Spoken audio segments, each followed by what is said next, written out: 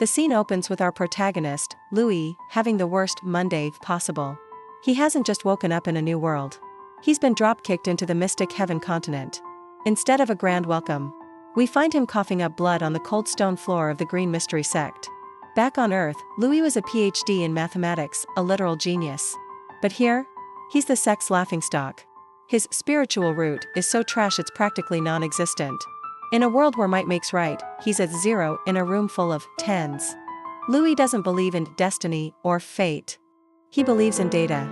Retreating to his dark room, he doesn't meditate, he starts sketching. Geometry, matrices, and calculus equations cover the floor.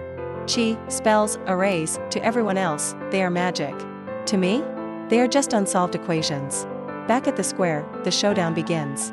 Xiaohu launches a blazing fist, a move meant to end the fight instantly. But he didn't expect this. Louis stands perfectly still until the last millisecond.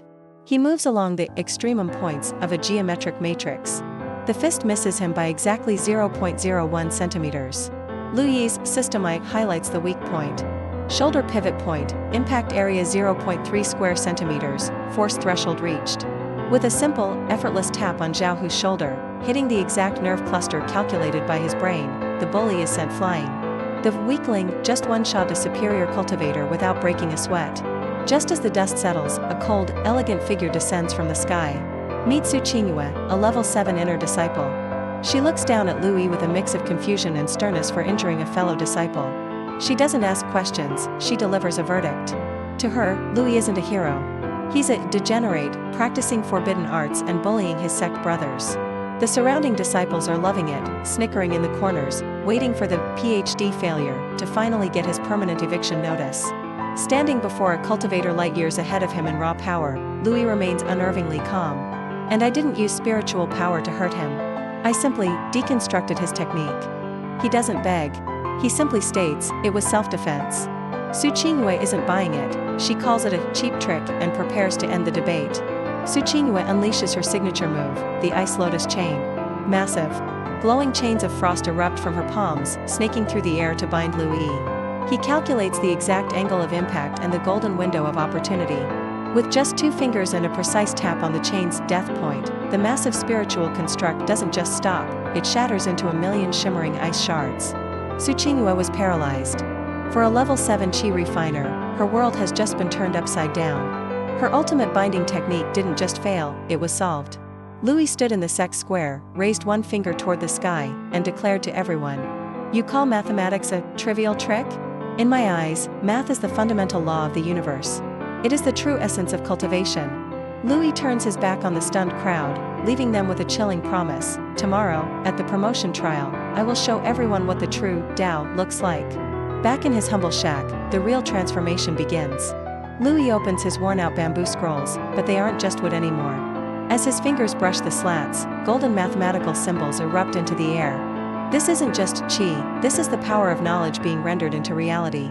As Louis activates the ancient bamboo scrolls, a pillar of golden light pierces the heavens, pulling his consciousness into what cultivators call the Sea of Knowledge. But to Louis, this was not some mysterious void, it was a multidimensional matrix. Instead of swirling clouds, he's surrounded by floating constants, orbital equations, and data streams. He realizes that chi isn't a gift from the gods. It's a high-level energy form that can be manipulated through transformation equations. Louis faces a massive physical roadblock. His original body has clogged meridians. In this world, that's a death sentence for cultivation. But a mathematician doesn't see a wall. If the straight lines are blocked, Louis decides to go curved. The Klein bottle model. Louis reconstructs his internal energy flow based on the Klein bottle, a mathematical surface where the inside is also the outside. It circulates infinitely within the structure he has programmed into the soul. In just 1 hour of reprogramming his body, Louis achieves what others take years to do, level 3 chi refinement. His eyes widened, shining brightly as they released a surge of spiritual energy. Then he extended 2 fingers and spoke. "Now, I don't just calculate. I crush." The heavenly Tao compass, the sacred treasure of the Green Mystery Sect, begins to spin violently. Louis' body hacking from the previous night was so powerful it literally vibrated the laws of the universe. The sect leader, Shen Jizi, and the Grand Elder are paralyzed with shock.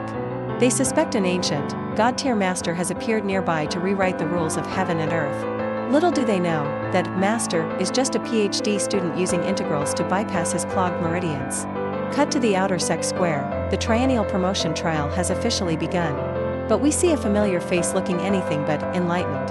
Xiaohu, the bully from the first episode, is back with a bandaged arm and eyes bloodshot with pure hatred.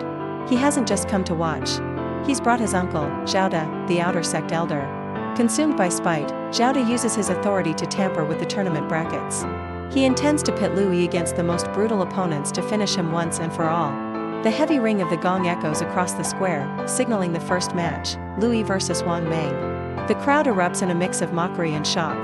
Wang Meng is an absolute unit, a level 5 chi refiner who specializes in body tempering. His skin is as tough as iron, and his muscles are built like granite blocks. Wang Meng leaps onto the stage, the impact cracking the stone tiles beneath his feet. He sneers, towering over our protagonist. "Kid, you crossed the wrong elder. Consider yourself a dead man walking." While Wang Meng flexes his massive physique, Louis' eyes flare with a bright blue digital HUD. His immortal algorithm begins a real-time diagnostic of the beast standing before him. Height 1.92 m, weight 110 kilograms, muscle density 30% higher than average. Louis isn't looking at the muscles, he's looking at the chi distribution. Your energy flow is uneven. The chi shield under your ribs is only 0.2 centimeters thick. Your knee joints have a 0.5 second lag in response time. This entire technique is a mess of vulnerabilities. The crowd laughs, thinking Louis is just a crazy person talking nonsense to hide his fear. Consumed by rage, Wang Meng's veins bulge, and he lets out a primal roar, charging at Louis like a runaway freight train. Wang Meng charges like a sandstorm, his fist glowing with a terrifying golden chi. Even the intersect genius Su Qingyue is stunned. That punch, even a standard level 6 chi refiner wouldn't dare take that head on. But Louis doesn't flinch. He raises 2 fingers, and a glowing tesseract geometric frame flickers into existence in midair. This isn't raw power. It's energy cancellation. Using the principle of focusing force on a single point to dismantle a surface, Louis calmly taps the exact structural weakness in Wang Meng's chi flow. Louis stands there, in the center of the square. He no longer looks like a trash disciple. He looks like the god of numbers. Before the crowd can even breathe, Elder Zhaoda slams his desk and stands up in a fury. "You cheated. What demonic sorcery did you use?" Louis meets his gaze with a cold, piercing look and a simple, "Next one." Even Su Qingyue clenches her fist, sensing a terrifying rhythm of law radiating from Louis, a level of understanding she has never even touched. Elder Zhaoda, humiliated by Louis' absolute dominance over Wang Meng. He orders his disciples to swarm and arrest Louis, but they have no idea they're walking into a calculated death zone.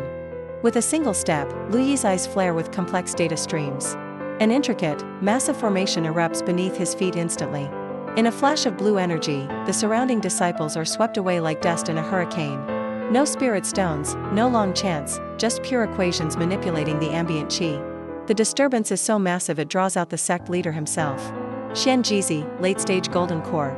He descends with immense pressure, stopping the chaos. But even he freezes when he looks at the geometric patterns swirling around Louis. When asked where this heretical array came from, Louis gives the ultimate flex, "I calculated it myself."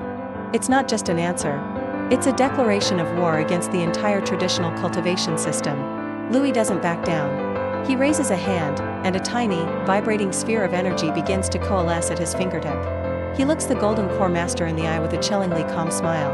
"Since the sect leader is here, why not critique my latest algorithm? I call it the spiritual core fission model."